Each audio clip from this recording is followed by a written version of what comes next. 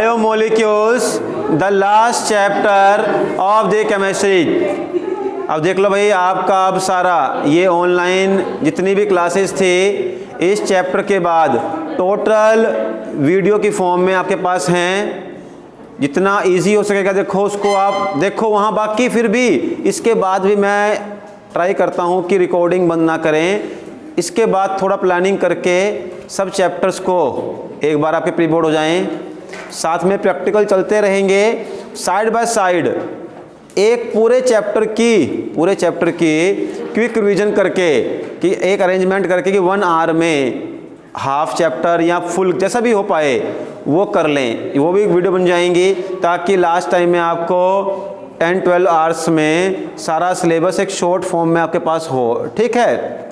और जो बच्चे जूम क्लासेस अटेंड करेंगे वो उन 1 आवर में या 2 आवर्स में समझ लेंगे। देखो भी पहले किया होगा तभी वो समझ आएगा 1 आवर में। देखो the meaning of revision class का मतलब होता है फटाफट सब कुछ एक ऐसा करना कि आपको ना जो आता है जस्ट एक बार दोबारा से स्ट्राइक हो जाए मन में। हाँ भाई मुझे आपको जस्ट मेन काम होता है ना रिवीजन का, वो ये होता है कि सेल्फ कॉन्फिडेंस बिल्ड हो जाए आपका कि हाँ ये हमें आता है, जो करवा रहे हैं, जो बोल रहे हैं ये समझ आ रहा है। बस आप ये सोचो कि उसमें मैं बहुत एक्सप्लेन करूं, वो बेनिफिट नहीं। हाँ बस टॉपिक्स, प्रीवियस ईयर क्वेश्चंस वो सब मिक्स करके एक आपके सामने बोल देना कि हाँ ये होता है, आपकी रिवीजन हो जाए। हाँ टॉपिक आते थे, जस्ट उनको एक बार रिकैप कर लिया आपने। ठीक। तो अब देखो बायोमोलिक्यूल्स भी अमाइंस की तरह एक स्मॉल चैप्टर ही है। मैक्सिमम आपका ये जो आज हमारी 26 हो गई है तो 31 या मैक्सिमम 1 डेट तक आपका हो जाएगा। So the last chapter biomolecules. अब देखो व्हाट आर बायोमोलिक्यूल्स, नेम में ही है बायो और molecules means biological molecules. These are those molecules which build our body, which make our body and also help in the functioning of our body. मतलब कि खाली ऐसा नहीं कि बॉडी बनाई है, अब देखो फंक्शनिंग होती है, मेंटेनेंस होती है, उसमें भी हेल्प करते हैं। अब जैसे मान लो आपकी बोन्स हैं और स्किन है, इससे आपकी जो बॉडी बनी हुई है मसल्स से बनी हुई है, टिश्यू से बनी हुई है, वो सब बायोमोलिक्यूल से बनी हैं। जैसे मान लो आपकी बोन्स हैं फॉस्फोरस कैल्शियम से बनी हैं, ये बायोमोलिक्यूल्स हैं। आपकी मसल्स प्रोटीन से बनी हैं, ये बायोमोलिक्यूल्स है। आप इस बॉडी को चलाने के लिए एनर्जी यूज़ करते हो, ग्लूकोज, वो आपका क्या है, बायोमोलिक्यूल्स है। फिर आपकी सेल्स डैमेज होती हैं, नई सेल्स भी बनती हैं, उसका काम भी कहाँ से बनता है, बायोमोलिक्यूल से। तो ई मीन्स आर टोटल बॉडी, कोई इसमें कुछ पार्ट सिंथेटिक नहीं है। अब किसी का हो पता नहीं मुझे, लेकिन आपको कहे मैंने नकली बाल लगवाए हुए हैं, ये है वो है, आई डोंट नो। ठीक है। हाँ चलो आप बोल दो, ये मैं सुनता आया हूँ बहुत टाइम से। जब मैं छोटा था तब कहते थे कि आप डाई करते हो, अब बड़ा हो गया हूँ तो आप बोलोगे कि नकली लगाए हुए हैं, यू कैन से। हाँ तो कोई बात नहीं उसकी। तो मेन थिंग कि आपकी जो एक बॉडी है वो एक बायोमोलिक्यूल्स से बनी हुई है। हर चीज़ मतलब कि फॉर्मेशन से लेकर के maintenance and functioning for this biomolecules are responsible. Example के लिए carbohydrate is responsible to provide energy. Protein that is important for the formation of muscles. पता ही है जो बच्चे जाते हैं जिम विम वो प्रोटीन खाते रहते हैं। ठीक है केशव, हाँ ठीक है। तो प्रोटीन खाने से उनकी बॉडी बन जाती है, अच्छी बात है, मसल बन जाती हैं। ऐसे ही चलो नहीं बनी कोई बात नहीं। हाँ और ऐसे ही फैट भी आपके बायोमोलिक्यूल्स हैं, ये एनर्जी भी प्रोवाइड करवाते हैं आपको। लेकिन फैट से एनर्जी लेना थोड़ा सा एक डिफ़िकल्ट होता है। ठीक है।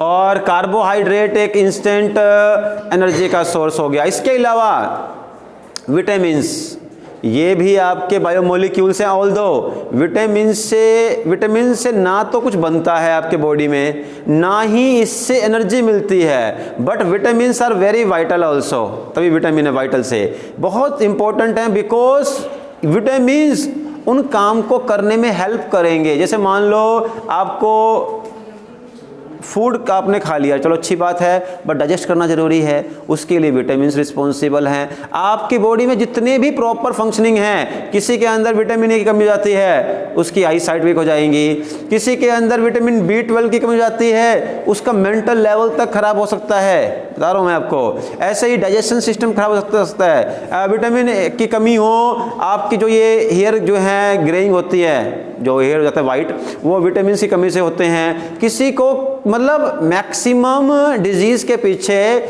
विटामिन की डिफिशिएंसी होती है, ठीक है। और न्यूक्लिक एसिड, DNA और RNA, ये भी आपके बायोमोलिक्यूल्स हैं। DNA it is responsible for the transfer of character from the parents to the offspring और द चिल्ड्रन, ठीक है। और RNA जो है वो आपका प्रोटीन सिंथेसिस में हेल्प करता है। Yes, I am miss my graduation is from zoology and botany, ठीक है, ओके। तो बस वाटर बायोमोलिक्यूल नहीं है, ठीक है, that helps in the biological processes, ठीक, ओके।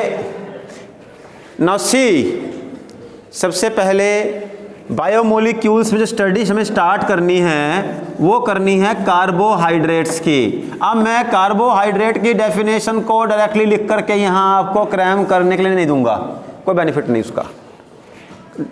कार्बोहाइड्रेट की डेफिनेशन को समझने के लिए सबसे पहले हमें ग्लूकोज और फ्रक्टोज, बस ये दो बेसिक हैं, ग्लूकोज और फ्रक्टोज की स्ट्रक्चर को समझना पड़ेगा, और ये आती भी हैं, और ज़रा इसको ध्यान से देखना कि ग्लूकोज और फ्रक्टोज की स्ट्रक्चर कैसे बनती है। पहले ये बताओ ग्लूकोज का फॉर्मूला क्या होगा? यस, ये फॉर्मूला हो गया आपके ग्लूकोज का। And what is the formula of fructose? Yes, C6H12O6। Mandeep, you can become a doctor also. So C6H12O6 ये फॉर्मूला है फ्रक्टोज का। नाउ वैसे मनदीप, ये आपके लिए बात शर्म की है कि आप बायो में हो और आपको फ्रक्टोज का फॉर्मूला देखना पड़ता है वहाँ। तो अब सुनो, दोनों का फॉर्मूला सेम है, बट अगर नेम अलग है तो स्ट्रक्चर भी अलग होगी। अब मैं स्ट्रक्चर ही बना रहा हूँ और ये आ सकती है एग्जाम में, इसका ज़रा ध्यान रखना। बहुत ही सिंपल तरीके से करवाऊंगा मैं, कोई मुश्किल नहीं है। देखो C6 है तो C कार्बन आपके पास 6 कार्बन बनाओ पहले, 1 2 3 4 5 एंड 6, और 6 कार्बन को बना दो आप CH2OH। ये फिक्स रहेगा फ्रक्टोज के लिए भी। मैं यहाँ बनाता हूँ फ्रक्टोज को 1 2 3 4 5 6, और यहाँ पर भी CH2OH। अब सुनना, करना क्या है आपको, इतना पता होना चाहिए, ग्लूकोज एक एल्डोज है।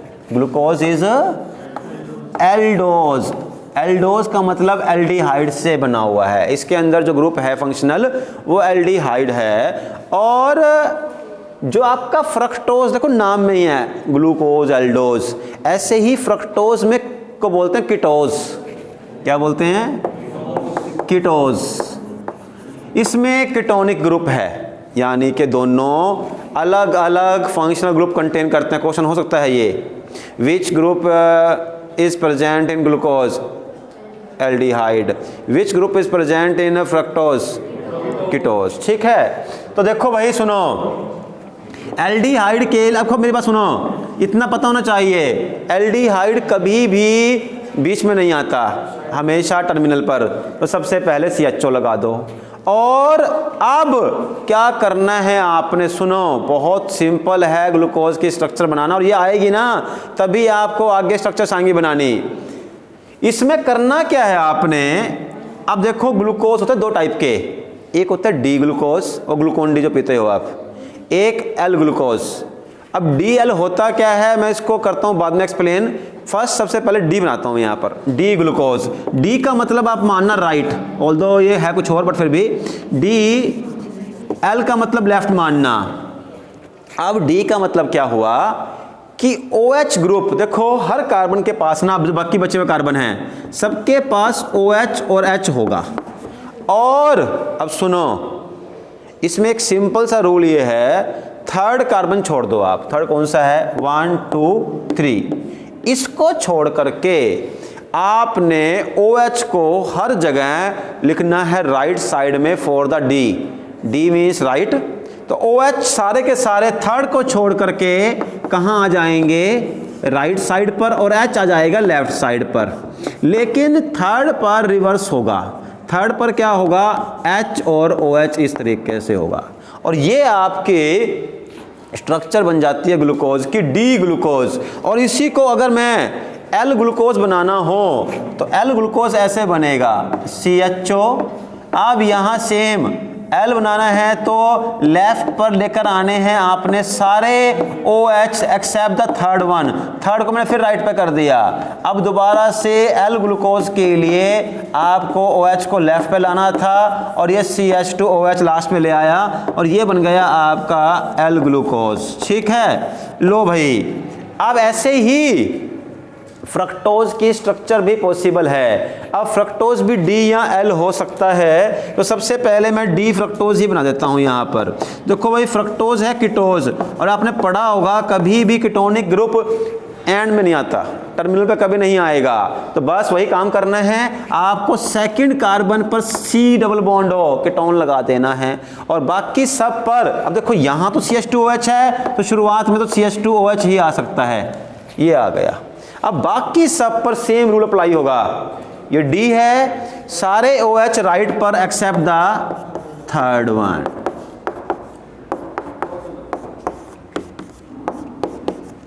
ये लो भाई, ये बन गई स्ट्रक्चर आपकी D फ्रक्टोज की। इसी को अगर मैं बस रिवर्स कर दूं तो क्या बन जाएगा? L fructose. वो तो पता लग गया आपको, बना लोगे। अब सुनो बात मेरी, ये चलो मैंने स्ट्रक्चर करवा दी, ये वैसे आपके सिलेबस में भी है, लेकिन कौन सा हो, इससे फर्क पड़ता कोई नहीं है। इस आप इसको यहाँ रख लो, वैसे कर कोई दिक्कत नहीं है। नहीं, ये यही रहेगा, स्ट्रक्चर यही रहेगी। अब सुनो इसकी डेफिनेशन, किसकी? कार्बोहाइड्रेट की। वो क्यों? क्योंकि ग्लूकोज फ्रक्टोज क्या हैं? Carbohydrates. Simplest form of carbohydrate is glucose. That's why जब कोई किसी को मतलब प्रॉब्लम होती है, जैसे कि पेशेंट है, पेशेंट का मतलब होता है उसको कोई डिजीज़ है, और कोई भी डिजीज़ होने पर ना सबसे पहले फ़र्क पड़ता है डाइजेस्टिव सिस्टम पर। तो वो आदमी वैसे ही बिस्तर पर पड़ा हुआ है और एंजाइम्स ने काम करना कम कर दिया है, तो डाइजेशन बहुत कम हो जाती है, और इसीलिए उसको ग्लूकोज की सप्लाई करते हैं ताकि सबसे पहले उसको एनर्जी मिले। इसीलिए क्योंकि glucose is the simplest form of carbohydrate, क्योंकि पहले जो आप मतलब यूज़ करते हो कार्बोहाइड्रेट वो होता है कॉम्प्लेक्स फॉर्म में, फिर आप खाना खाते हो और सिंपल, लास्ट में वो ग्लूकोज में टूट जाता है। तो इसीलिए जो जिसमें सबसे लास्ट में बना, तो डॉक्टर आपको वो लास्ट वाला एक सिंथेटिक फॉर्म में करता है एडमिनिस्टर, ताकि आपको जो है इंस्टेंट एनर्जी मिल जाए। और इसीलिए प्लेयर्स भी जो है अपना परफॉर्मेंस से पहले ग्लूकोज वगैरह का यूज़ करते हैं ताकि इंस्टेंट एनर्जी मिल जाए। अब ये सब ग्लूकोज और फ्रक्टोज ये सब कार्बोहाइड्रेट हैं। तो डेफिनेशन क्या है इनकी? देखो, carbohydrates can be defined as polyhydroxy. Why? Because यहां पर बहुत सारे OH हैं, तो क्या हो गया ये? Polyhydroxy. These are known as polyhydroxy aldehyde और कीटोन। या तो एल्डिहाइड होगा या कीटोन होगा, इनमें से एक। So carbohydrates are known as polyhydroxy aldehyde or ketone which are optically active due to the presence of chiral carbon। इसमें देखो ये कार्बन, ये OH अलग ग्रुप, H अलग ग्रुप, CH2OH अलग ग्रुप, और ये बाकी बचा ग्रुप अलग। और पता ही है आपको, पढ़ा होगा आपने, वो कार्बन जिसके चारों ग्रुप अलग अलग हों that is known as chiral carbon, और ये मैंने करवाया अभी, देखो क्लास में करवाया भाई, तो मैंने टॉप चैप्टर, इसमें ज़्यादा वो नहीं है। तो कायरल कार्बन की वजह से आपके जो कार्बोहाइड्रेट्स हैं वो ऑप्टिकली एक्टिव भी होते हैं, और यही इसकी डेफिनेशन है। No need to now cram, just आप ग्लूकोज की स्ट्रक्चर को समझ लो, डेफिनेशन खुद ही बन जाएगी। पोले हाइड्रोक्सी एल्डिहाइड और ketone which are optically active, these are known as carbohydrates. और उसमें अब 3 टाइप के आपके पास कार्बोहाइड्रेट्स होते हैं, पता होगा बायो के बच्चों को, कौन कौन से हैं? हाँ, मोनो, पॉली, मोनो, ठीक है। Monosaccharide, oligosaccharide and polysaccharide. बाकी इस चैप्टर में किसी को भी कोई प्रॉब्लम हो और मैं अवेलेबल ना हो तो मनदीप आपके पास प्रेजेंट रहेगा।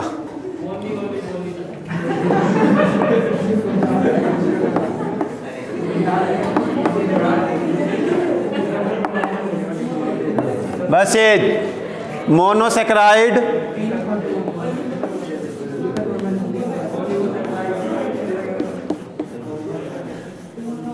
ओलिगोसेक्राइड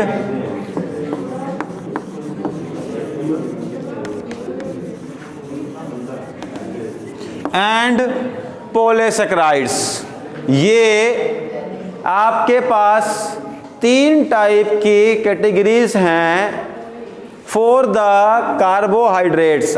किस बेसिस पर? On the basis of number in which these can break into simple units when they are dissolved in water। Actually देखो, सुनो बात मेरी, अगर आप ना sugar, what is the chemical name of sugar? Sucrose. अब सुक्रोज को अगर आप वाटर में डिसॉल्व कर दो तो किस में वो ब्रेक होगा?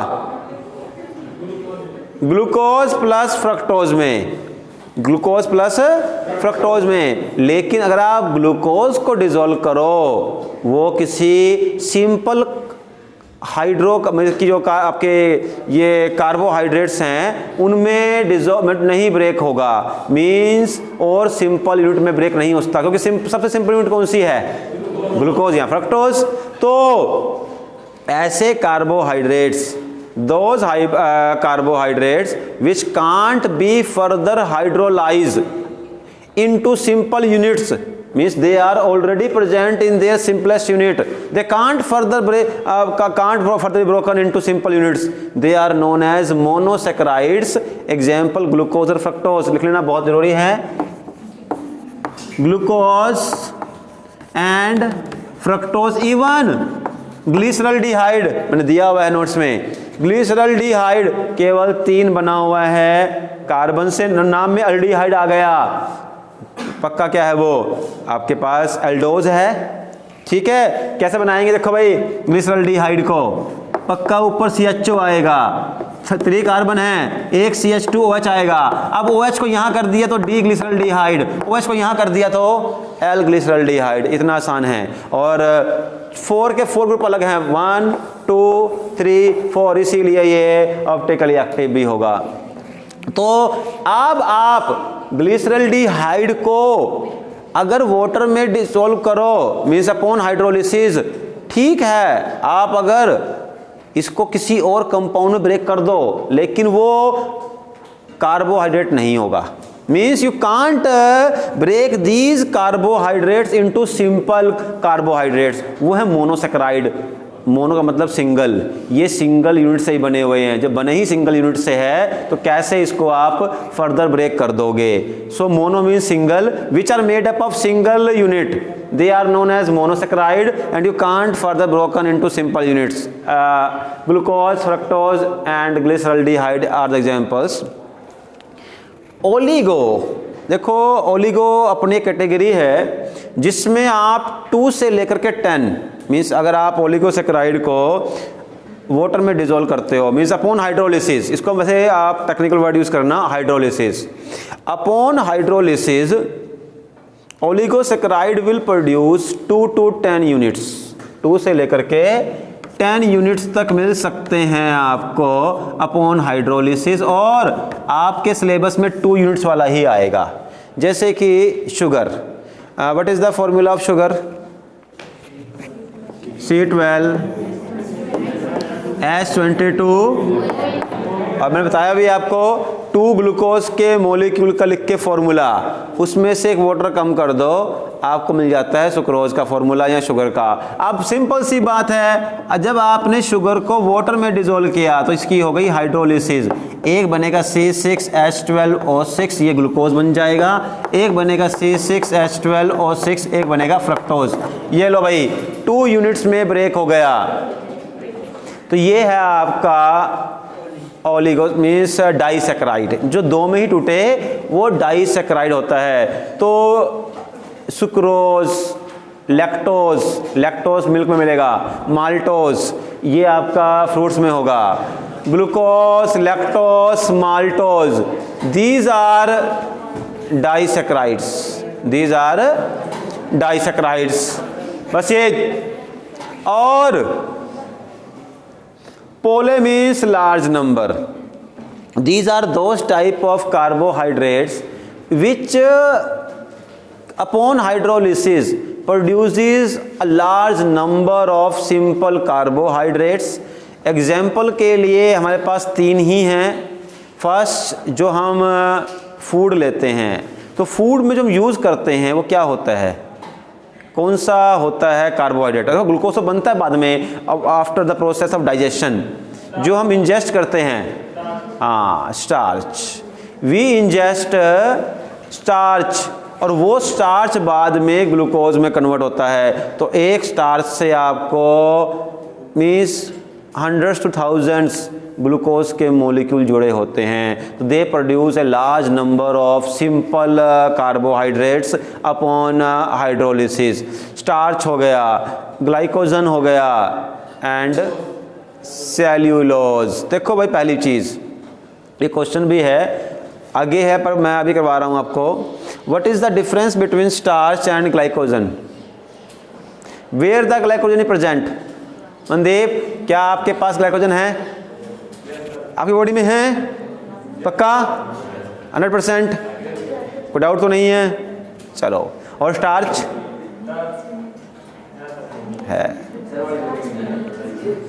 तो चलो, दोनों मंदिर के पास स्टार्च है। वैसे जो स्टार्च है ये प्लांट्स का स्टोर फूड होता है।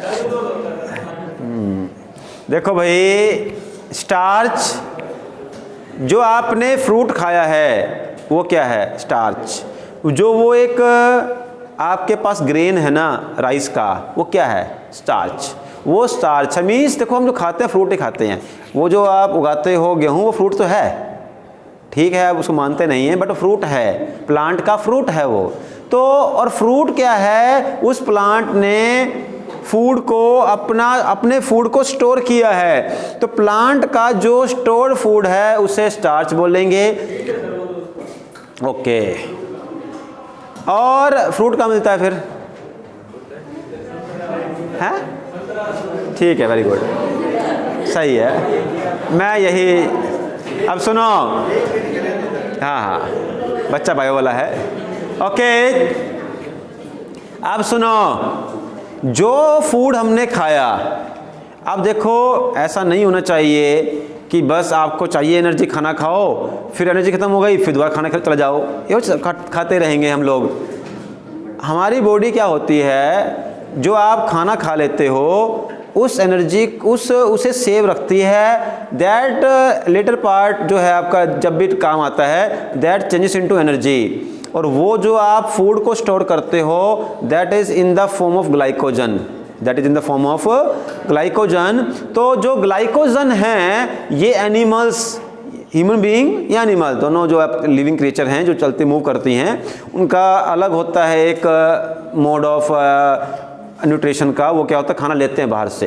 तो इनके पास जो फूड स्टोर होगा वो ग्लाइकोजन से होगा। और प्लांट्स के जो ये लीव्स हैं या वुड है, इसमें होता है सेल्यूलोज।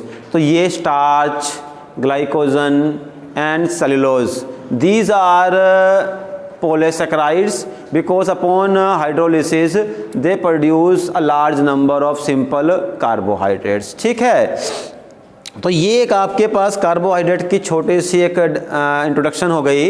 अब हमें स्टार्ट करना है फ्रॉम द मोनोसेक्राइड्स। मैं पहले मोनोसेक्राइड को ही स्टार्ट करवाऊंगा, ऑल्दो हमारा इसमें कुछ पोर्शन हो गया है। ग्लूकोज की स्ट्रक्चर और फ्रक्टोज की स्ट्रक्चर हो गई है, लेकिन ज़रा ध्यान रखना ग्लूकोज या फ्रक्टोज की स्ट्रक्चर एक ही नहीं है। ठीक है, 3 स्ट्रक्चर्स हैं इनकी और तीनों में से कोई भी आ सकती हैं, है मुश्किल बिल्कुल नहीं। जिसको पहले आ गई वो सेकंड रो कर लेगा, सेकंड वाला थर्ड भी कर लेगा। What are those 2 extra structures? एक तो होती है आपकी ओपन चेन, नेक्स्ट स्ट्रक्चर कौन सी होती है? साइक्लिक, और उससे अगली ring structure like pyranose for the glucose and furanose for the fructose. ये सब स्ट्रक्चर्स करनी हैं। अब देख लेते हैं कैसे करेंगे।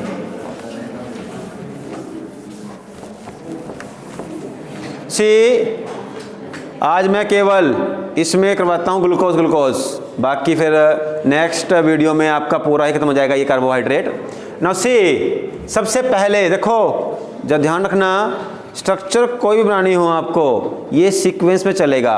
अगर आपको सिंपल स्ट्रक्चर बनानी नहीं आती तो आप साइक्लिक नहीं बना पाओगे, ना ही रिंग। तो सबसे पहले ये आपके पास ग्लूकोज की सिंपलेस्ट स्ट्रक्चर बनाओ। पहले तो 1 2 3 4 5 एंड 6 CH2OH D बना देता हूँ पहले मैं, और D ही बनाएंगे, कोई दिक्कत नहीं है।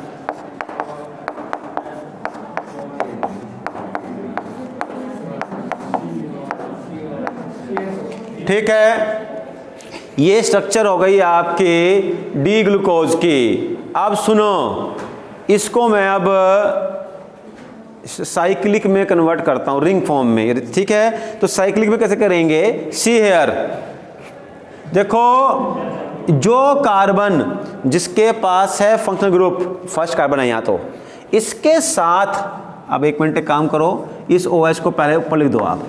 हमने OH हटा दिया, इस कार्बन को 5th कार्बन से अटैच करना है। यहां से भी आपने एक OH हटा दिया, और इसको आपने जोड़ना है, लेकिन किससे? किसी एक O से। ये O आपने यहां लगा दिया। अब बचा क्या? H और OH। हमेशा वोटर नहीं बनता है भाई, H और OH। अब सुनो, ये OH कहाँ करना है? यही सबसे बड़ा गेम है, बताता हूँ मैं आपको। आपका जो ग्रास है, ग्रास में भी ग्लूकोज है, दैट्स वाई वो गाय भैंस खाने के बाद दूध उसको कन्वर्ट कर सकते हैं दूध में, उसमें भी ग्लूकोज है। लेकिन फर्क क्या है? उस ग्रास में ना, उस ग्रास के ग्लूकोज में ये वाला OH यहाँ पहुँच गया, बस इतना ही फर्क है। ग्रास के ग्लूकोज का फॉर्मूला भी सेम टू सेम यही है, बस फर्क ये है कि ये OH बेचारा यहाँ पहुँच गया। अब सुनो, ये है क्या? अब आपके जब आप सिंपल स्ट्रक्चर को कन्वर्ट करोगे इस तरीके से साइक्लिक में, 2 आइसोमर बनेंगे। फर्स्ट तो क्या था? डी ग्लूकोज था, क्या ये? D glucose. लेकिन अगर आपने OH को कर दिया राइट साइड में, इसको बोलते हैं हम अल्फा डी ग्लूकोज, जो कि हम यूज करते हैं, जो हमारा जिस फूड को हम प्रेफर करते हैं खाने के लिए, लाइक स्टार्च, वीट, उसमें अल्फा डी ग्लूकोज मिलता है। ठीक है, और देखो ऐसे बनाइए। अब इसी को मैं अगर ऐसे बनाऊं 1 2 3 4 5 6 CH2OH है, डी ही, एल नहीं करना है, डी ही दोबारा बनाना है आपको। डी का मतलब क्या है? सभी OH राइट साइड पर एक्सेप्ट द थर्ड वन। अब सुनो, यहां पर दोबारा से वही आएगा H और OH, इधर से इसको हटा दो, O से जोड़ दो। अब अगर HOH को लेफ्ट पर ले आए तो इसको बोलेंगे बीटा डी ग्लूकोज, क्योंकि डी तो था ही था, बीटा डी ग्लूकोज। ये दोनों पता क्या हैं? एनोमर्स, आइसोमर हैं, जिन्हें हम बोलते हैं एनोमर्स।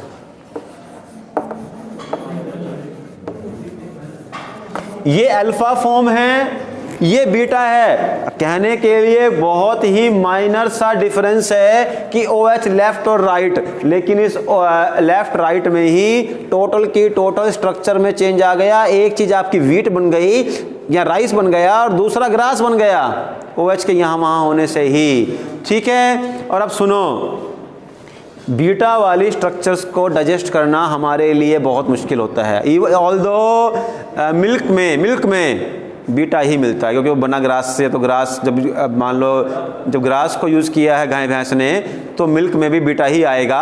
बट आपके राइस में या फिर फ्रूट्स में वो अल्फा डी ही रहता है। अब सुनो भाई, देखो ये हमारे पास ग्लूकोज की साइक्लिक स्ट्रक्चर में दो आइसोमर बनते हैं, अल्फा डी और बीटा डी। अल्फा डी में OH जाएगा राइट साइड पर और बीटा में जाएगा लेफ्ट पर। और ज़रा ध्यान रखना, ये दोनों जो एनोमर्स हैं इसकी एक डेफिनेशन बनानी है आपको, तो क्या बनेगी?